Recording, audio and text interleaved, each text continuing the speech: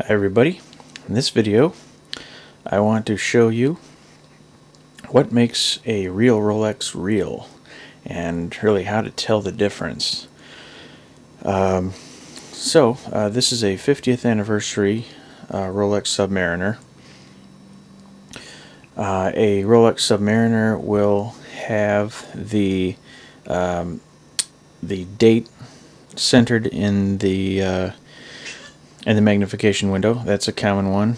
If it's a fake, a lot of times that's off or the date's really small. It doesn't have as much magnification, so you want to look for that. The crystal on a real Rolex is made of sapphire, and that's the glass here, versus mineral crystal, which a lot of other ones are. You can tell a mineral crystal if you look towards the edge. Mineral crystal will have a sort of greenish tint to it, whereas sapphire crystal tends to be just a tinge of violet or purple. Sapphire crystal's harder, doesn't scratch as easy. The lettering on the face will be, on a real Rolex, nice and crisp. On the fake, a lot of times it's a little blocky, a little too much ink, that kind of stuff. The bezel only rotates in one direction. On a real Rolex, you can't turn it the other way. And it's nice and precise and smooth. The crown on the crown here, when tightened down, will be vertical when you hold the watch to the side like this, like you see here. That's another way you can tell. The second hand sweeps, but it's a common misbelief actually that the second hand doesn't have any notches in it at all. On an automatic watch, it sweeps, but it has several notches per second. So it is a notchy sweep, but it doesn't click once each time for each second. That's what quartz watches do, one per second. So there's a sweeping motion. Rolex motion will be smoother because generally there's more notches, more beats per second. Also the weight. The weight of fake Rolexes are commonly lighter. A lot of them are very lightweight feeling, cheaper feeling, you know. Okay, the watch generally, you know, the 50th anniversary anyway has the hologram sticker. Not all of them do, and serial number, and the serial number will match the serial on the bracelet as well as the case. Once the band is removed, there's a serial number on the case right here that will match the serial number on the watch. The proportions, I've seen some of the fakes have a thicker lug here, and the proportions are just slightly off. And it would be really hard to know unless you had a real one right next to it to make sure or to notice that.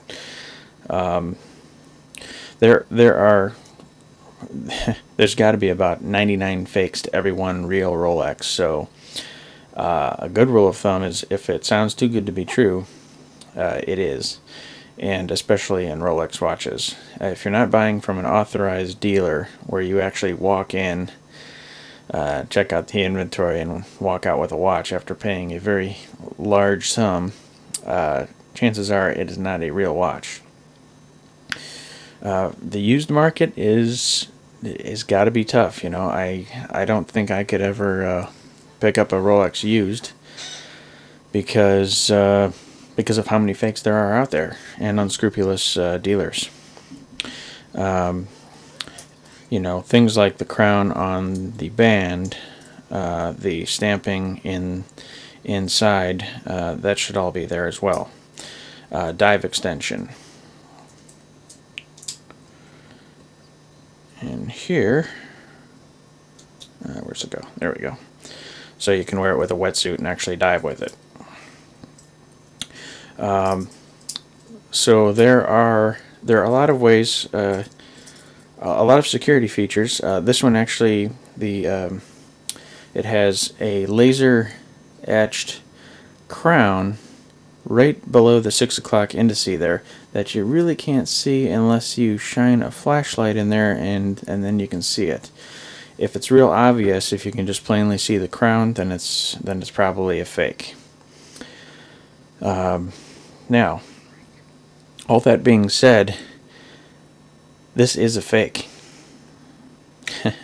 This is a fake. I went to a jewelry store who authorized Rolex dealer. They had a 50th anniversary there.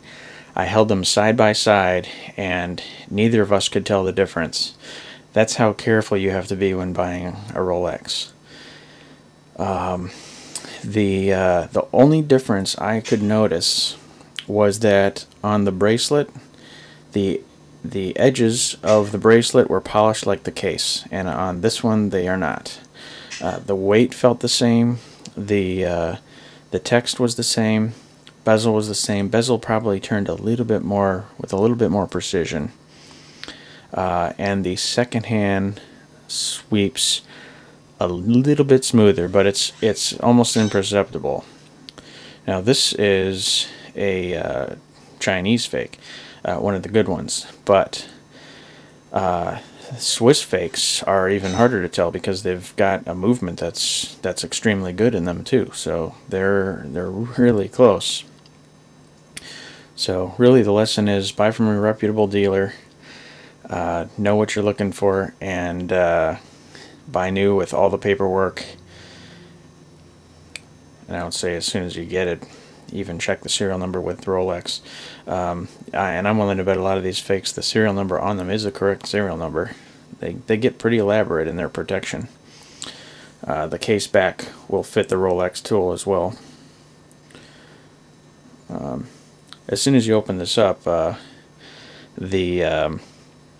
you would know the movement is not a Rolex movement. But other way you could know if you can have the watch for any length of time is this watch keeps horrible time. It gains probably 10 to 15 minutes every hour, which pretty much negates the use for it. So it's really just a fashion accessory. So there you go.